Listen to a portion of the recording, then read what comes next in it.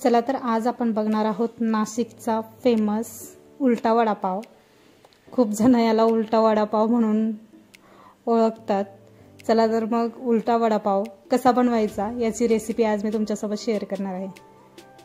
खूप छान, खायला खूप अप्रतिम असा वडापाव, पाववडा। चला तर मग पटकन रेसिपीला सुरुवात करूया। या ठिकाणी मी 1 कप किसून घेतलेलं खोबरं घेतलेलं आहे। खोबरं छान व्यवस्थित किसून घ्यायचं आहे बारीक, आणि वाळलेलं खोबरं जी वाटी असते तीच किसायची आहे। या ठिकाणी मी लसूण टाकलेला आहे, त्यानंतर शेंगदाणे तुम्ही फ्राय करून टाकले तरी चालतील। या ठिकाणी काश्मीरी लाल तिखट वापरलेलं आहे। तिखट तुम्ही तुमच्या आवडीनुसार कमी जास्त करू शकता। या ठिकाणी जिरे टाकलेले आहे 1 चमचा आणि चवीप्रमाणे मीठ। आता सुकी चटणी बनवतोय त्यामुळे मिक्सरला फिरवून घेऊया। मिक्सरला फिरवल्यानंतर तुम्ही बघू शकता खूप जास्त बारीक नाही करायची, थोडीशी ओबडधोबड ठेवायची। खूप छान आणि अप्रतिम अशी टेस्ट येते ह्या चटणीला। सुकी चटणी आपली तयार झालेली आहे। आता स्टफिंग बनवून घेऊया। स्टफिंग बनवण्यासाठी सर्वात आधी पॅन ठेवला आहे, त्यावरती तेल टाकून घेऊया। पॅन छान गरम झाला आहे, तेलही व्यवस्थित गरम झालं आहे। आता यामध्ये मोहरी एकदम छान तुम्ही बघू शकता अशी फुलली पाहिजे। मोहरी आणि जिरे जर तेलामध्ये खमंग फुलले तर भाजीला टेस्ट खूप छान येते, त्यामुळे घाई करायची नाही। मोहरी आणि जिरे व्यवस्थित फुलू द्यायचे। या ठिकाणी मी हिरव्या मिरच्या आणि लसूण त्याचा जो ठेचा आहे तो तयार करून घेतलेला होता, तोही तेलामध्ये व्यवस्थित 1-2 मिनिटे फ्राय करून घेऊया। 1-2 मिनिटं व्यवस्थित फ्राय करून घेतलं म्हणजे हिरवी मिरची आणि लसूणही तेलामध्ये छान परतला जातो। या ठिकाणी सर्व व्यवस्थित परतवून झाल्यानंतर त्यामध्ये हळद टाकूया। हळद टाकून झाली की 4 ते 5 बटाटे किंवा तुम्ही तुमच्या अंदाजे बटाटे मी या ठिकाणी उकडून मॅश करून घेतलेले आहे, तर ते बटाटे आता यामध्ये टाकून मिक्स करून घेऊया।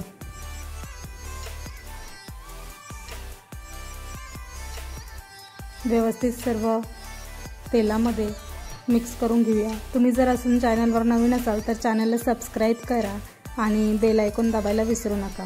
माझ्या नवनवीन व्हिडिओचे नोटिफिकेशन तुम्हाला येत राहतील। या ठिकाणी तुम्ही बघू शकता एकदम छान असा रंग आलेला आहे। 2 ते 3 मिनिटं व्यवस्थित सर्व बटाटे मॅश करून घ्यायचे चमच्याच्या साहाय्याने आणि परतवून घ्यायची चटणी।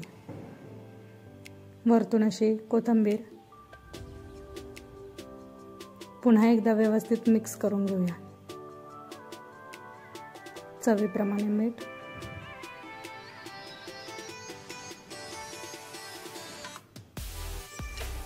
सर्व मिश्रण व्यवस्थित मिक्स करून घेऊया। 1 ते 2 मिनिटे शिजवून गॅस बंद करूया। या ठिकाणी तुम्ही बघू शकता 1 ते 2 मिनिटे व्यवस्थित चटणी जी आहे बटाट्याची ती आपण व्यवस्थित मिक्स करून घेतलेली आहे। आता इथे कवर बनवण्यासाठी, वड्यांचं कवर बनवण्यासाठी इथे 1 कप बेसन घेतलेलं आहे। 1 कप बेसन घेतल्यानंतर 2 चमचे तांदळाचं पीठ त्यामध्ये टाकायचं आहे। कवर जे आहे आपलं एकदम कुरकुरीत होतं। तांदळाचं पीठ टाकायचा व्हिडिओ माझ्याकडून स्किप झालेला आहे, त्यामुळे तुम्ही तांदळाचं पीठ टाकून घ्यायचं आहे। या ठिकाणी नंतर हळद, लाल तिखट आणि छान असा ओवा घ्यायचा आहे। जास्त ओवा घ्याल एकदम छान, पोटासाठीही खूप उपयुक्त असा असतो। गॅसही तयार होत नाही आणि खाण्यासाठी जी टेस्ट म्हणतो ओव्याची तीही खूप छान उतरते। ओवा व्यवस्थित हातावरती क्रश करून घ्यायचा, त्यानंतर चवीप्रमाणे मीठ, सर्व व्यवस्थित आधी मिक्स करून घ्यायचं। गठुळ्या ज्या आहे त्या व्यवस्थित फोडून घ्यायच्या आणि थोडं पाणी घालून बॅटर एकदम छान व्यवस्थित मी तुम्हाला दाखवतेच त्या पद्धतीमध्ये बॅटर आपलं तयार करायचं आहे। या ठिकाणी तुम्ही बघू शकता एकदम छान व्यवस्थित जर फेटलं ना असं सरसरीत बॅटर खाली असं एकसारखं पडलं पाहिजे, असं बॅटर तयार करायचं। याने काय होतं की वड्याला आहे पूर्ण बाजूला एकसारखं असं पीठ लागलं जातं आणि एकदम छान जे कवर आहे ते तयार होतं। या ठिकाणी गॅस चालू केलेला आहे, तेल गरम करायला ठेवलंय। आता आपण पाव आधी कापून घेऊया। पाव व्यवस्थित कट झाला की आता यामध्ये आपण जी सुकी चटणी बनवली आहे ती त्यामध्ये टाकून घेऊया।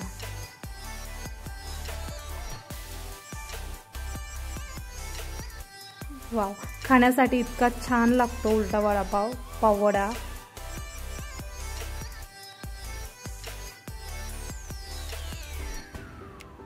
आणि जी चटणी टाकून घेतली आहे त्यावरच आता आपण बटाट्याची जी भाजी बनवलेली आहे, बटाट्याचं जे स्टफिंग बनवलं आहे ते त्यावरती जास्त प्रमाणात टाकून घेऊया। तुम्हाला आवडेल तसं तुम्ही भरू शकता। एकदम व्यवस्थित प्रेस करून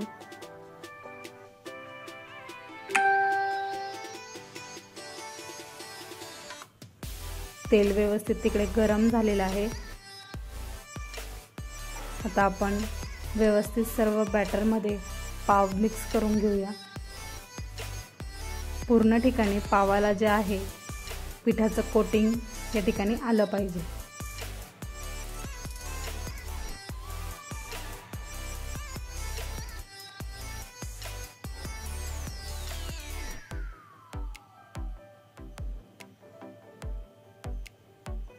तुम्ही बघू शकता एकदम व्यवस्थित डिप करून घेतलेलं आहे।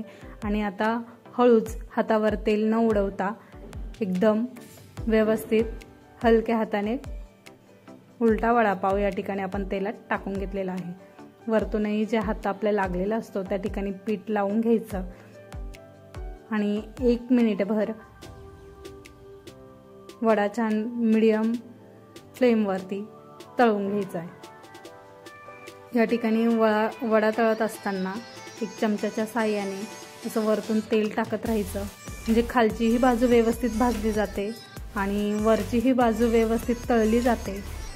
एक सारखा वडा जो आहे आपला वरती तरंगलेला असतो, त्यामुळे तो वरची जी बाजू आहे ती तेलामध्ये डीप होत नाही। त्यामुळे काय करायचं, असं चमच्याच्या साहाय्याने त्याच्यावरती तेल सोडत राहायचं। एकदम छान वडा सर्व बाजूने एकसारखा असा तळला जातो।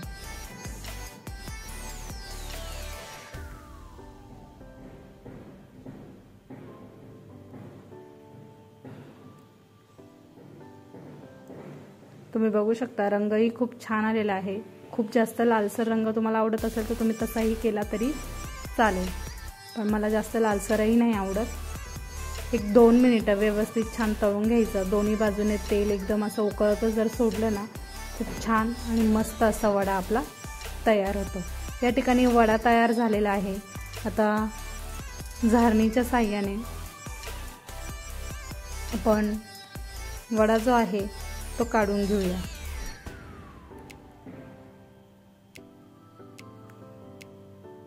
या ठिकाणी तुम्ही बघू शकता मला साधारणतः 2 ते 3 मिनिटे मीडियम फ्लेमवरती वडा तळण्यासाठी या ठिकाणी लागलेला आहे।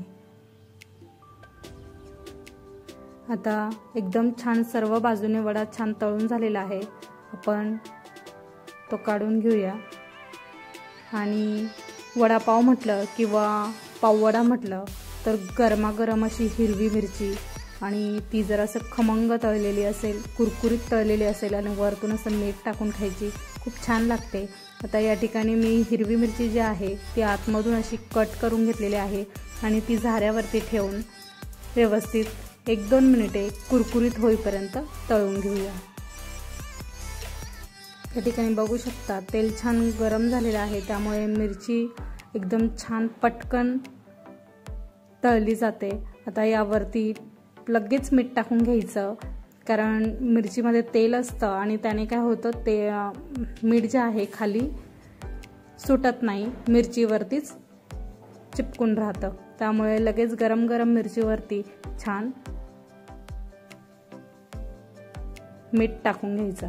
या ठिकाणी दुसराही उलटा वडापाव आपण त्यामध्ये टाकून घेतलेला आहे, तोही असाच मी तळून घेतलेला आहे। आणि या ठिकाणी आपले जे उलटा वडापाव, नाशिकचा फेमस उलटा पाववडा या ठिकाणी तयार आहे। अशा चमचमीत, झणझणीत आणि नवनवीन रेसिपींसाठी चॅनलला सबस्क्राईब करा आणि बेल आयकॉन दाबायला विसरू नका। मस्त खा, स्वस्त राहा। Bye bye.